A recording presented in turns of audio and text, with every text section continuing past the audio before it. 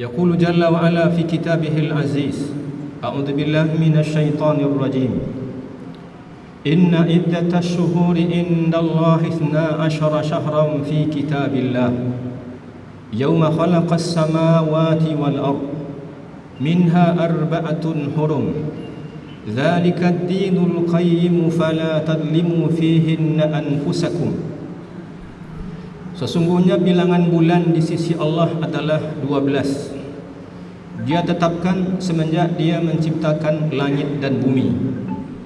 4 di antaranya Dia jadikan sebagai bulan-bulan haram, bulan-bulan suci. Maka janganlah kalian melakukan kezaliman terhadap diri kalian di bulan-bulan tersebut dengan melakukan dosa. Al-Quran surat At-Taubah surat ke-8 ayat 28. Kaum muslimin sedang Jumat yang mulia, kita bersyukur kepada Allah atas segala karunia-Nya. Allah masih panjangkan usia kita. Allah sihatkan fisik, akal dan fikiran kita. Allah mudahkan kita menyambut seruan-seruannya. Semoga Allah terima ketaatan kita dan Dia lipat gandakan pahalanya. Salawat dan salam semoga tercurah pada Rasulullah Nabi kita Muhammad sallallahu alaihi wasallam, teladan kita dalam segala kebaikan. Semoga Allah mudahkan kita mengikuti petunjuk Rasulnya dan kelak dikumpulkan bersama beliau di dalam sorga. Amin. Amin ya rabbal alamin. Kaum muslimin yang mulia, kita sudah berada di bulan Rajab, salah satu di antara bulan-bulan haram. Nabi kita katakan bulan haram itu adalah 4. 3 berturut-turut, Dzulqa'dah, Dzulhijjah dan Muharram. Sedangkan 1 terpencil, yaitu bulan Rajab. Apa yang dimaksud dengan bulan haram? Apa pengertiannya? Pada awalnya bulan haram adalah bulan diharamkannya pembunuhan, apapun bentuknya. Bahkan padanya diharamkan peperangan. Orang-orang jahiliyah yang dulu sering bertikai karena satu dan hal-hal kecil sangat mungkin mereka berperang, berkecamuk perangnya. Tapi ketika sudah masuk bulan-bulan haram, maka mereka kemudian berdamai. Setidaknya mereka lakukan gencatan senjata, tidak lagi lakukan aktivitas perang di bulan-bulan haram tersebut. Itu makna pertama kenapa ada istilah bulan haram, bulan suci, karena di bulan itu diharamkan pembunuhan dalam bentuk apapun, bahkan termasuk peperangan. Yang kedua, Ibnu Abbas mengatakan radhiyallahu anhuma, kenapa disebut bulan-bulan haram, bulan-bulan suci? Karena kesolehan dan ketaatan kalau kita tunaikan di bulan-bulan tersebut, Allah beri ganjaran pahala jauh lebih banyak dibandingkan kalau kita tunaikan di bulan-bulan lainnya. Kita terus setiap bulan kita solat, setiap hari, setiap pekan kita lakukan aktivitas kebaikan. Kebaikan, kesolehan, ketaatan yang kita tunaikan di bulan-bulan yang disebut sebagai bulan haram dan bulan suci itu, pahalanya jauh lebih banyak, lebih besar di sisi Allah dibanding kalau kita tunaikan tidak di bulan-bulan haram tersebut. Dan sebaliknya, jika kesalahan dan dosa, maksiat yang ditunaikan di bulan-bulan haram tersebut, jika kebaikan Allah lipat gandakan pahalanya, maka kesalahan, kebatilan dan maksiat pun Allah lipat gandakan dosa dan imbalannya. Makanya tema kita di siang hari ini adalah bulan haram, bulan suci. Saatnya kita mengagungkan hurumatillah, hukum dan ketetapan Allah. Kaum muslimin sedang Jumat yang mulia, Allah mengatakan dalam kitab sucinya, dzalika wa man yu'azzim hurumatillah fahuwa khairul lahu inda rabbih. Demikianlah sungguh siapapun yang mengagungkan hurumatillah, hukum Allah, ketetapan Allah, fahuwa khairul lahu inda rabbih, dia akan mendapatkan kebaikan di sisi Tuhannya. Maka apa yang dimaksud dengan ta'zim, mengagungkan hurumatillah? Ta'zim maknanya adalah kita memuliakan, mengagungkan, menghormati. Adapun hurumatillah adalah apa yang Allah wajibkan kepada kita untuk kita hormati, untuk kita muliakan, tidak boleh dilanggar, baik terkait dengan hak-hak Allah ataupun hak-hak hambanya, baik terkait dengan urusan personal ataupun urusan komunal sosial kemasyarakatan, baik terkait dengan waktu-waktu tertentu ataupun dengan tempat-tempat tertentu. Maka inilah saatnya, jika di hari-hari biasa kita belum juga menyadari, belum juga merasakan, memuliakan, mengagungkan dan menghormati hukum-hukum Allah, maka sekaranglah saatnya. Kenapa kalau masih kita melanggar hurumatillah yang Allah wajibkan untuk kita hormati, tidak boleh dilanggar? Kalau masih juga kita lakukan di bulan-bulan ini, maka sungguh sangat rugilah orang-orang yang melakukannya. Bagaimana cara ta'zimu hurumatillah? Dengan menunaikan semaksimal mungkin perintah-perintah Allah, dengan semaksimal mungkin meninggalkan larangan-larangannya, menanamkan kecintaan kepada hati kita bahawa ibadah itu adalah sesuatu yang kita cintai, dan menunaikannya dengan keistiqomahan, dengan terus-menerus, dan berupaya untuk tidak malas dalam menunaikannya. Itulah dia ta'zimu hurumatillah, mengagungkan, memuliakan dan menghormati apa yang diwajibkan oleh Allah untuk kita hormati, untuk tidak kita langgar dalam kehidupan kita sehari-hari. Kenapa? Apa urgensinya kita harus kemudian menjaga dan harus kemudian memuliakan hukum-hukum Allah, hurumatillah? Ada berbagai alasan. Tadi Allah katakan, "Dzalika wa man yu'azzim hurumatillah fahuwa khairul lahu inda rabbih." Siapapun yang kemudian mengagungkan hurumatillah, yang Allah ingin kita menunaikan, yang Allah ingin kita muliakan, siapapun yang memuliakan yang Allah ingin muliakan, fahuwa khairul lahu inda rabbih, Allah akan membalasinya dengan apa yang lebih baik di sisi Allah. Hukum tidak ada yang lebih baik dibandingkan dengan hukum Allah. Ketetapan tidak ada yang lebih baik dibanding dengan ketetapan Allah. Itulah kenapa dia katakan, inil hukmu illa lillah, hanya Allah lah yang berhak menetapkan hukum dan peraturan. Kita mungkin saja membuat peraturan, kita mungkin saja membuat undang-undang, selama tidak bertentangan dengan hukum Allah, silakan. Tapi ketika bertentangan dengan hukum Allah, tidak ada hukum yang lebih baik dibandingkan dengan hukum Allah. Afa hukmal jahiliyati yabghun?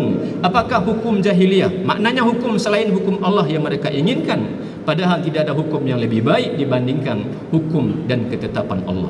Jadi yang pertama, yakinkan diri kita bahawa kalau Allah sudah menetapkan sebuah perintah, bahawa Allah ketika dia sudah menetapkan sebuah larangan, pasti kalau kita kerjakan perintah Allah, kebaikannya akan kembali kepada kita. Pasti kalau kita tinggalkan larangan Allah, kebaikannya juga kita akan mendapatkannya. Allah tidak terpengaruh dengan jumlah ketaatan kepadanya.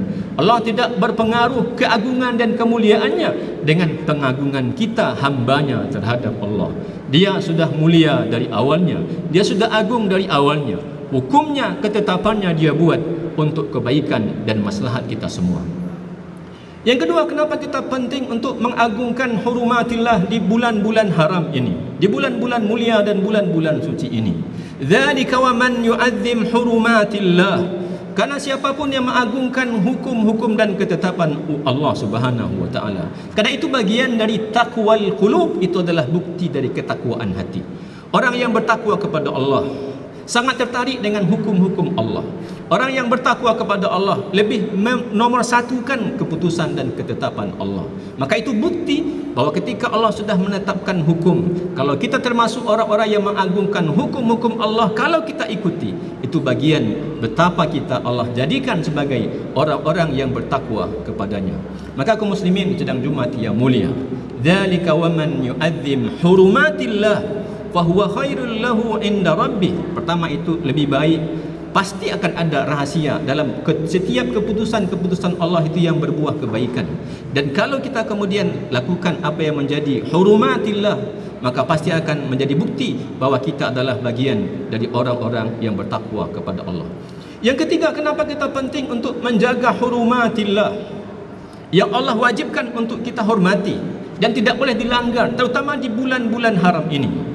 Karena hidup kita penuh dengan fitnah. Kalau tidak kita tanamkan ke diri kita dengan fitnah yang begitu besar, sangat mungkin kalau kita tidak mengagungkan hukum-hukum Allah, kita terjerumus dalam fitnah-fitnah tersebut.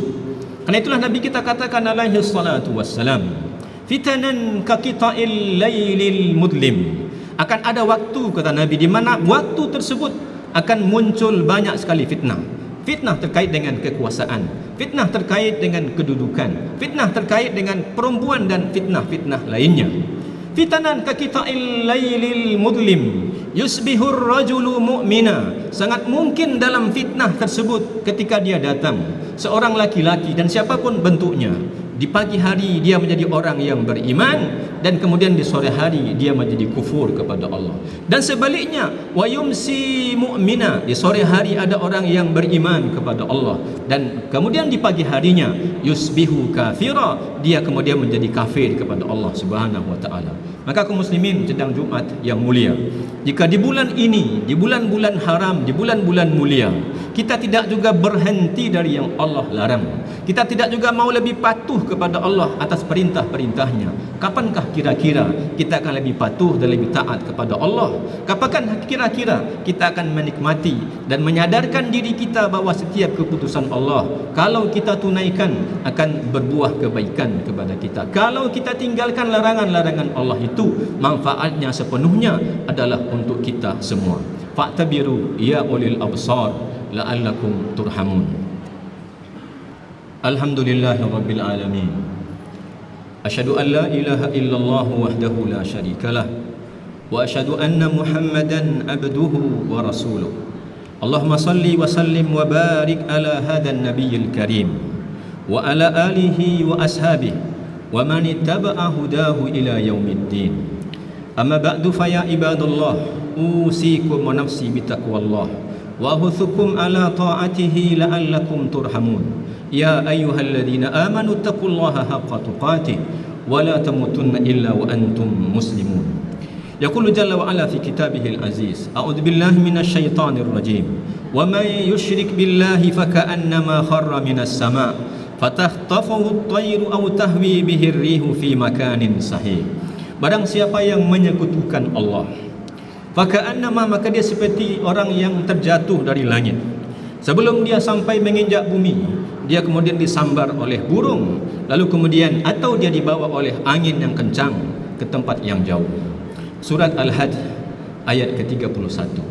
Kaum muslimin sedang Jumat yang mulia, tadi sudah kita sampaikan betapa pentingnya mengagungkan hurumatillah, yang memang wajib untuk kita agungkan, kita hormati dan kita muliakan, tidak untuk kita tinggalkan, terkait dengan hak-hak Allah ataupun terkait dengan hak-hak hambanya. Sekarang kita bicarakan tentang apa risikonya kalau kita tidak mau mengagungkan hurumatillah yang Allah pastikan kita untuk mengagungkannya, dan apa yang akan kita rugikan.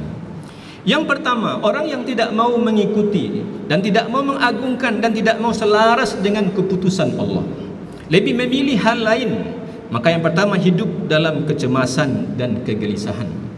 Allah tadi katakan wa man yusyrik billah, di antara hurumatillah, hal yang Allah wajibkan kepada kita adalah mengesakannya, mentauhidkannya. Kalau kita kemudian menduakannya, mentigakannya, menyekutukannya, maka itu adalah tidak mengagungkan apa yang telah Allah tetapkan dan wajib untuk kita kemudian muliakan.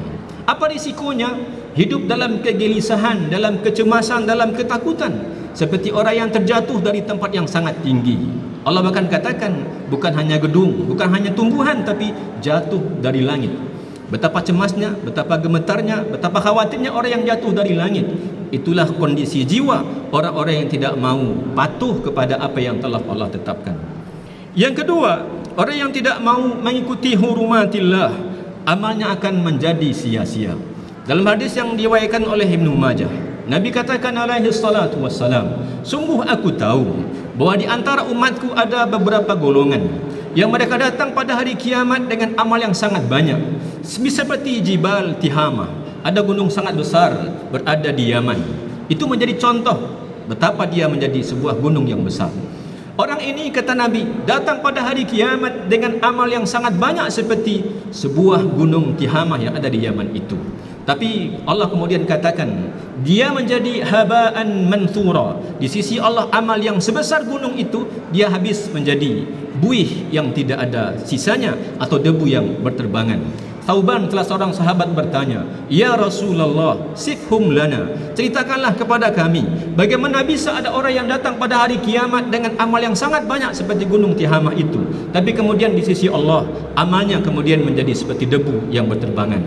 Kata Nabi, innahum, mereka seperti kalian, ikhwanukum, mereka seperti kalian, saudara-saudara kalian, min jildikum, dari jenis kalian juga manusia.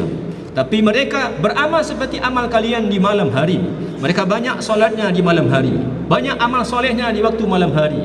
Walakin khalau bimaharimillah, pada suatu hari ketika mereka sudah sendiri, lalu kemudian bertemu dengan hurumatillah, hukum-hukum Allah, mereka melanggarnya dan mereka kemudian menyingkirkannya dan tidak mau kemudian takut kepada Allah. Jadi kalau ada orang yang takut kepada manusia lalu kemudian terhalang berdosa karena begitu banyaknya orang, dan ketika telah sendiri dia kemudian lakukan maksiat dengan berbagai aktivitasnya, maka orang tersebut, kata Nabi alaihi salatu wassalam, betapapun banyak amalnya, dia tidak lebih seperti gunung Tihamah, lalu pada hari esoknya gunung itu seperti debu yang berterbangan. Maka mari kaum muslimin sidang Jumat yang mulia, pastikan hari-hari kita tidaklah lebih banyak, pastikan waktu kita mungkin tidak lebih panjang, pastikan mungkin usia kita tidak lagi lebih panjang.